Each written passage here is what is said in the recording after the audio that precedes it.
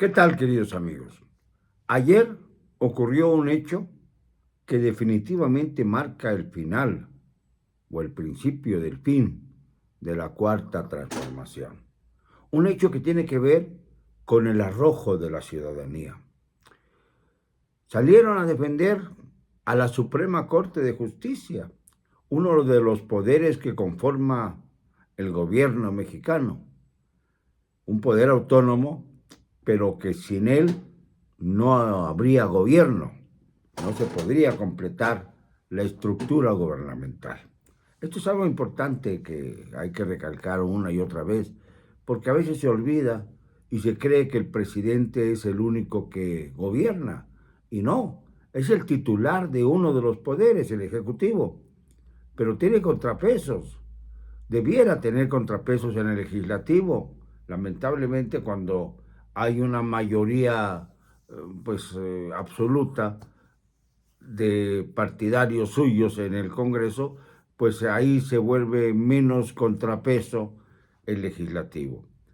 Y aún así, la oposición ha evitado que la mayoría calificada, es decir, 3/4 de la Cámara de Diputados, por ejemplo, pueda imponer algunas de las leyes, algunos de los decretos, algunos de los caprichos del mandante provocador, del mandante pelafustán, como le llamo yo.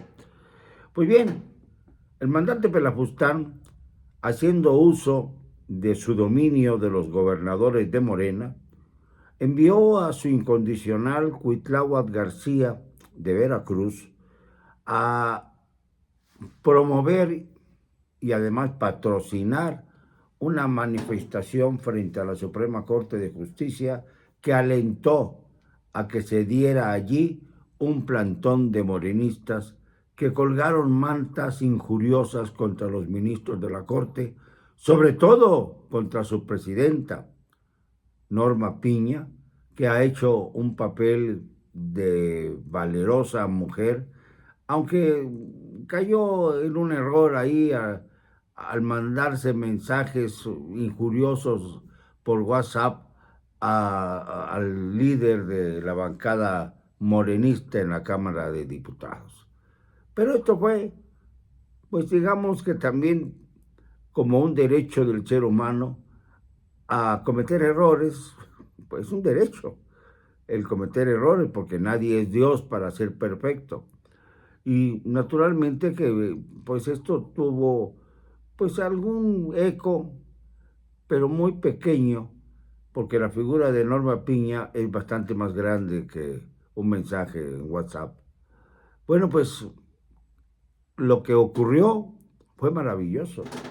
Estaba toda la fuerza pública ahí, bueno, gran parte de la fuerza pública, los granaderos, los temibles granaderos que hemos padecido desde hace tantos años ya. Yo mismo también tuve que correr allá en 1971 al paso de granaderos y halcones que dependían del entonces Departamento del Distrito Federal que encabezaba Alfonso Martínez Domínguez, que con esto debió cesar en sus funciones.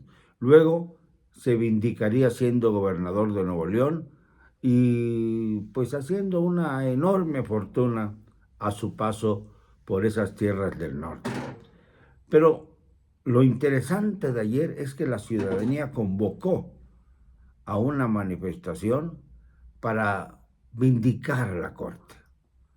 Salieron, volvieron a llenar el Zócalo, y no solamente el Zócalo, en muchas ciudades de la República tuvieron lugar manifestaciones masivas, por ejemplo en Sinaloa, en Tamaulipas, en Tampico, como siempre, la gente respondió airadamente, y en otras entidades del país. Tengo noticias de que las manifestaciones fueron más grandes que las que anteriormente se habían dado, por ejemplo, para defender al INE. Ahora se trata de defender a un ente superior, la Suprema Corte de Justicia, la cúspide del Poder Judicial. ¿Qué fue lo que encontraron? Pues además del Zócalo y de que no hubo tantas restricciones para acceder a él, encontraron que había un plantón de morenistas frente a la corte y ahí estaban las pancartas colgadas en la puerta principal de este órgano de justicia de gran importancia. Aunque se hayan equivocado en los años anteriores, en estos años, aunque hayan tomado a veces alguna medida que no corresponde a la evolución política e histórica del país, de cualquier manera, la Suprema Corte de Justicia, renovada afortunadamente hace pocos meses, para que fuera presidida por una mujer verdaderamente independiente y leal a sus convicciones, no puede estar sobajada la Suprema Corte por ningún otro poder. Al contrario, debe ser motivo de orgullo para los mexicanos que funcione de manera autónoma y que ponga hasta aquí a las múltiples reformas que un presidente fuera de quicio, un mandante provocador, pelafustán, quiera imponer al pueblo de México. Y el pueblo de México salió y llegó hasta las puertas de la Suprema Corte de Justicia. Y ahí se esperaba un enfrentamiento.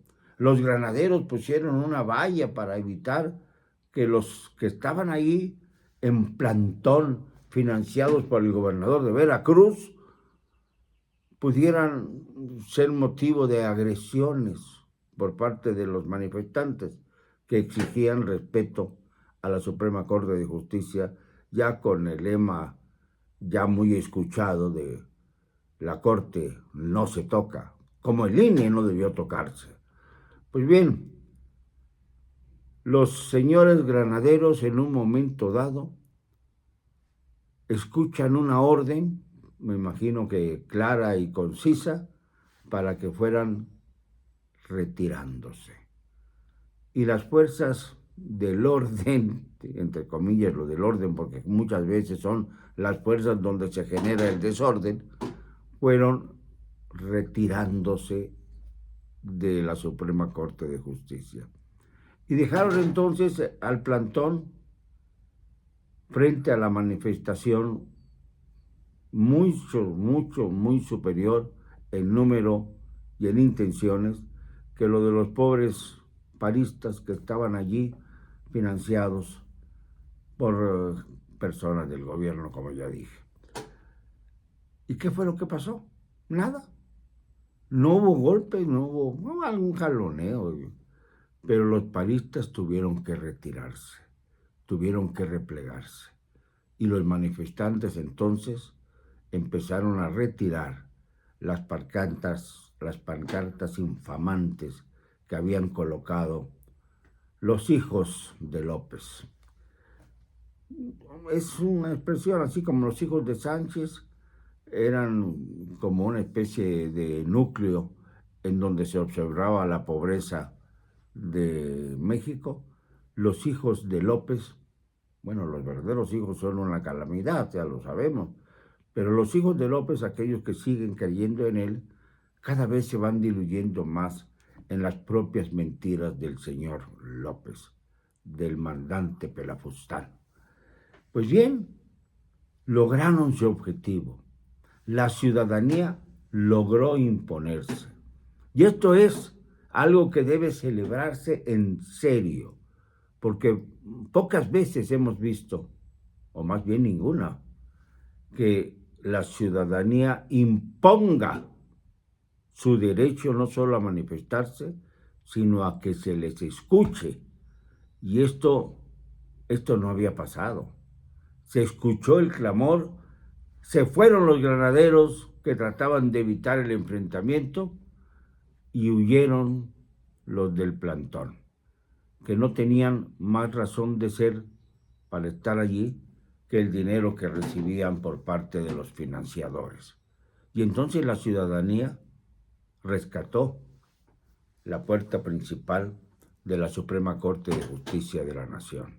En buena hora, aunque haya ministros todavía que no se entiende que sigan allí, como la nefasta plagiaria Yasmín Esquivel, o como Loretta Ortiz, o como el propio expresidente de la Corte, Arturo Saldívar, Lelo de la Rea, los tres favorables a Andrés Manuel, al mandante Pelafustán, que siguen en la corte y que debieran retirarse ya, siquiera por un poco de dignidad, sobre todo Yasmín, la plagiaria corrupta.